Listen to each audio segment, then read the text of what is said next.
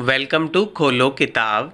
आज हम class 7th की वर्कशीट नंबर 19 करेंगे विज्ञान की, जो 21 सितंबर को आपको दी गई है। अगर आप चैनल पे नए हैं तो इसको सब्सक्राइब कर लें और वीडियो पसंद आने पे लाइक, कमेंट और शेयर करना ना भूलें। ये वर्कशीट हिंदी मीडियम के स्टूडेंट्स के लिए है। अगर आप इंग्लिश मीडियम के स्टूडेंट हैं तो यहाँ आपको एक लिंक दिख रहा होगा, जिस पर आप क्लिक करके इंग्लिश मीडियम में इस वर्कशीट को सॉल्व होते हुए देख सकते हैं। वैसे आप चैनल पे जाके भी हमने अलग अलग प्लेलिस्ट बना रखी हैं, जिस पे आप जाके देख सकते हैं सारी वीडियो, जिसमें हमने ऐसे बताया है जैसे ये 7वीं क्लास है तो 7वीं क्लास के विज्ञान की अलग से प्लेलिस्ट बनी है। जो भी सारी वर्कशीट अभी तक आई हैं वहाँ जाके आप रिवाइज भी कर सकते हैं। तो चलिए स्टार्ट करते हैं। सबसे पहले विद्यार्थी अपना नाम लिखेंगे। यहाँ आ जाएगा कक्षाध्यापक का नाम। तो इस कार्यपत्रक में पादपों में पोषण से संबंधित ये कार्यपत्रक है आपका। तो आइए देखते हैं, इसमें प्रमुख शब्द बता रखे हैं। स्वपोषण, जैसे नाम ही से पता चल रहा है, स्वपोषण मतलब खुद से जो अपना पोषण बना ले, मतलब जो खुद से अपना भोजन बना ले। जैसे पेड़ पौधे खुद से बना लेते हैं तो क्या बोलते हैं, स्वपोषण की डेफिनेशन क्या हुई? पोषण की वह विधि जिसमें जीव अपना भोजन स्वयं संश्लेषित करते हैं स्वपोषण कहलाती है। तो अब आपको ये याद रखना है, तो याद करने का तरीका दिखाई दिया। स्वपोषण मतलब खुद जो अपना पोषण बना ले।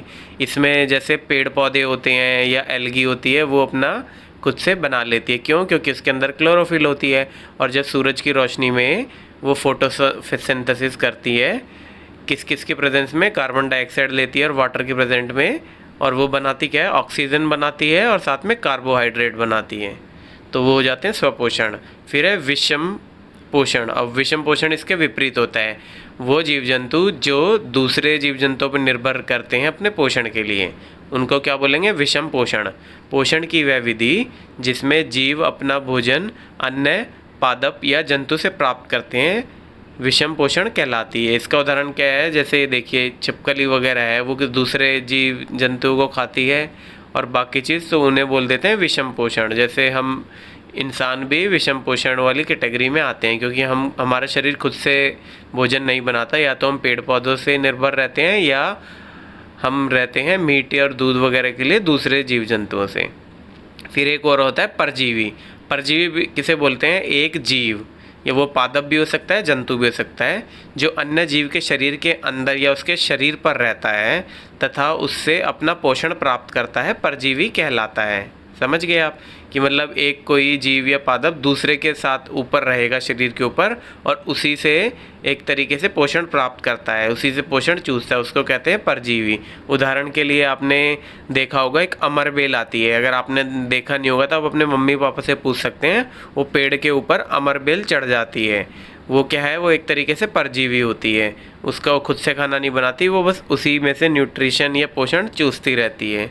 अब परपोषी किसे बोलते हैं? पादप या जंतु जिससे एक परजीवी अपना भोजन प्राप्त करता है, परपोषी कहलाता है। अब जैसे इसमें अमरबेल तो परजीवी हो गई, पर जिस पेड़ के ऊपर वो लगेगी उसको बोलेंगे परदोषी।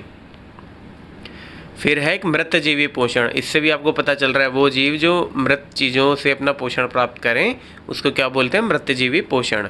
पोषण की वह विधि जिसमें जीव अपना भोजन मृत एवं सड़े गले पदार्थों से प्राप्त करता है, मृतजीवी पोषण कहलाता है। जैसे आपने मशरूम वगैरह देखे होंगे, ये मृतजीवी पोषण का उदाहरण है, क्योंकि जो सड़े गले मांस वगैरह पदार्थ होते हैं, पत्तियाँ वगैरह, उनके ऊपर ये उगते हैं। फिर एक होता है कीटभक्षी पादप। कीटभक्षी पादप क्या होते हैं? कीटों या कीड़ों को खाने वाले पौधे कीटभक्षी पादप कहलाते हैं। इस प्रकार के इन्होंने क्या किया होता है? अपने आप को इवॉल्व कर लिया होता है समय के साथ। जैसे ये यूजुअली ये पादप या पेड़ कहाँ होते हैं? जहाँ पे नाइट्रोजन कम होता है, जिस सॉइल में, जिस मिट्टी में नाइट्रोजन कम होता है। अब इनको नाइट्रोजन तो सबसे ज़्यादा ज़रूरी होता है पेड़ पौधे के लिए। तो अब नाइट्रोजन जब सॉइल में मिलेगा ही नहीं, तो नाइट्रोजन लेंगे नहीं तो वो ग्रो नहीं कर पाएंगे। तो इनके लिए नाइट्रोजन की कमी को पूरा करने के लिए ये अपनी पत्तियों को धीरे धीरे इवॉल्व करके इस प्रकार की बना लेते हैं, ताकि कोई कीड़ा वगैरह इसके ऊपर बैठे और इसके अंदर से रिलीज़ होता है शुगरी कोई लिक्विड, जिससे वो अट्रैक्ट होते हैं फेरोमोन्स वगैरह से। तो कीड़े आएंगे यहाँ मीठा खाना खाने के चक्कर में, और फिर ये ऊपर जो लिड होती है वो बंद हो जाती है, और जैसे हमारे पेट के अंदर से HCl रिलीज़ करता है ना, डाइजेस्टिव जूस वगैरह, ऐसे ही जब वो बंद हो जाती है तब इसमें से भी डाइजेस्टिव जूस निकल के और वो उसको मार देते हैं, कीड़े को डाइजेस्ट कर देते हैं और वहाँ से न्यूट्रिशन लेते हैं नाइट्रोजन वाला।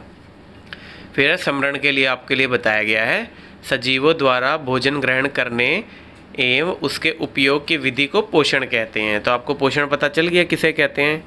जो भोजन करने एवं उसका उपयोग की विधि, जो शरीर से आपको एनर्जी मिलेगी, उस सबको पोषण कहते हैं। तो पोषण की अन्य अनेक विधियां होती हैं, ये सब हमने विधियां ही पढ़ी हैं। जैसे कीटभक्षी पादप वाली विधि एक मृतजीवी पोषण हो जाएगा। फिर आपका स्वपोषण है, विषम पोषण है, परजीवी है। ये आपकी अलग अलग विधियां हैं पोषण की। तो आइए प्रश्न उत्तर देख लेते हैं। प्रश्न नंबर 1, डैश तथा डैश स्वपोषण करते हैं। अब कौन कौन से स्वपोषण हमने बताया था जो खुद से अपना खाना बना पाएँ। तो एक तो पेड़ पौधे हो गए, पादप जिसको बोलते हैं, और हो गए शैवाल जिसको एल्गी बोलते हैं। ये दोनों अपना भोजन खुद पकाते हैं। कैसे पकाते हैं? क्योंकि इनके अंदर क्लोरोफिल होता है जिसकी मदद से अपना खुद का खाना बना सकते हैं।